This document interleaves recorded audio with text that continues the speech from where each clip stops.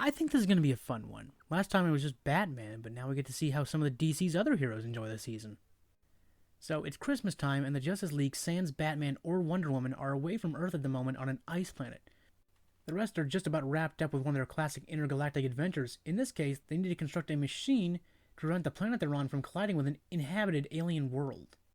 Finishing just before the impact, with the aliens being obviously appreciative.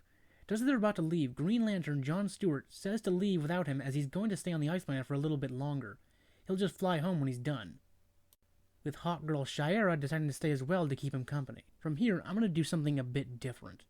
The rest of the episode is actually 3 separate stories that we jump back and forth between over the episode's run. To avoid having to be constantly dashing between places, I'm just going to cover them one at a time. So after departing from the team, John and Shiera are still on the ice planet. John in particular stayed behind so he could enjoy all the planet's snow, and quite frankly, he's just having an absolutely great time. With Hawkgirl sincerely just not getting it. You fly through space all the time, but sliding down a snowy hill makes you shriek like a child? Each winter, my grandmother would take me sledding in the park. It was the best part of Christmas. And John, trying to stop Shiera from being a big old grump and ruining his fun, starts flinging snowballs, and unfortunately for John, that's something she can do, and their snowball war kind of escalates to catapult level. Hawkgirl still doesn't really get the whole merry thing, and mentions that on her whole planet Thanagar, they'd celebrate after a successful battle in the way she prefers, and she's managed to find a place that also caters to her personal taste and celebration, with John open to doing what she wants.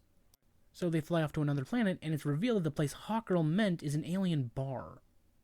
And the only thing that makes her night better is throwing John under the bus to start a bar fight with the rest of its patrons following their lead.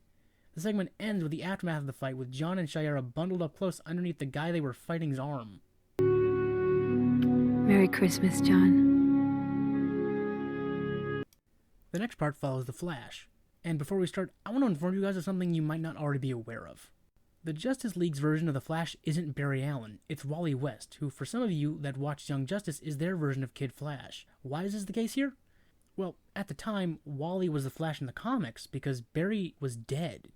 You can tell because Barry is typically blonde and Wally is typically depicted as a redhead like his aunt, Iris. The key exception was the recent Flash TV show with her half-siblings, of course, but they changed a lot of things in that show. Anyway, Wally is spending the holidays paying a visit to an orphanage in Central City, and it's explained that this isn't Wally's first visit, as he seems to come every year, provided all the kids were good, and of course, coming with a present for the kids to enjoy.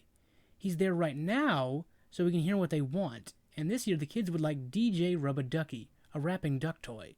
Go Rub-a-Ducky! I mean, isn't any dumber than this?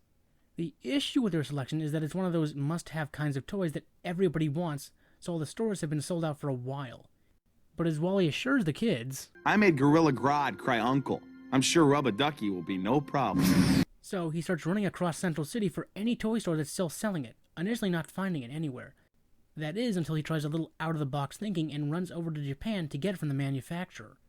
Unfortunately, on the way back, Wally discovers that someone broke into the Central City Museum, revealed to be the Ultra Humanite, a super genius who transplanted his brain into a gorilla's body. Why a gorilla? Well, he tried a human woman, but that was its own can of worms. Apparently, Humanite is at the museum because he's offended by what he views as terrible modern art. And since Twitter wasn't a thing yet, here he is, a gorilla in spiky red suspenders and a battle thong with a laser gun. During their fight, the Humanite ends up falling on Rub-a-Ducky, breaking it.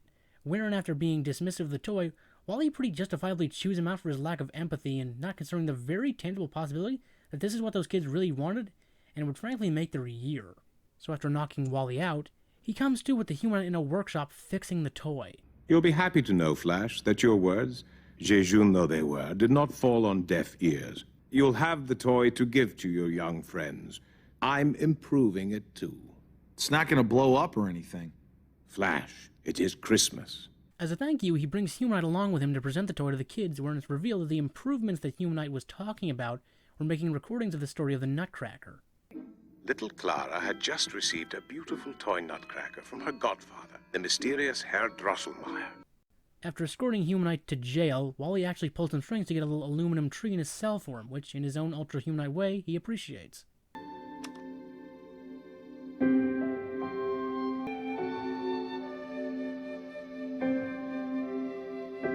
The final story concerns Clark asking the Martian Manhunter John Jones to spend the holidays with him. Not in his Fortress of Solitude or Metropolis, no. He means the Kent residents in Smallville. Hello, Mr. and Mrs. Kent. I hope I'm not intruding. My name is Jean. I'm a Martian. Oh, we're no strangers to aliens in this house. Yeah, if they adopt one more alien, I think they get a free milkshake. And since Kara is skiing with Batgirl and since she won't be back until New Year, John can sleep in her room. It's at this point where John notices that he's never really heard Clark talking so casually before. Clark's best explanation for this is that the farmhouse is one of the few places where he can just be himself. We even later learn what might possibly be the cutest thing in this entire episode. John and Martha didn't just have to line all of Clark's presents with lead foil just so he wouldn't peek. You mean Santa wrapped them? Oh, of course, dear. Now this part of the episode reiterates this interesting parallel between Bruce and Clark. Bruce never stops being Batman. He can take the cowl off, sure, but a significant amount of Bruce's public image is the facade he puts on to distract We're people about from 30 figuring out miles who from he Gotham is. City. We can This is in regroup at my contrast to house the fact there. that even But when Clark takes the glasses off and starts operating as Superman, he doesn't stop pretending. He's always just Clark Kent, the simple country boy who grew up on a farm in Kansas and still sincerely checks his presents to see if they're still lined with lead foil to prevent him from peeking. Lead.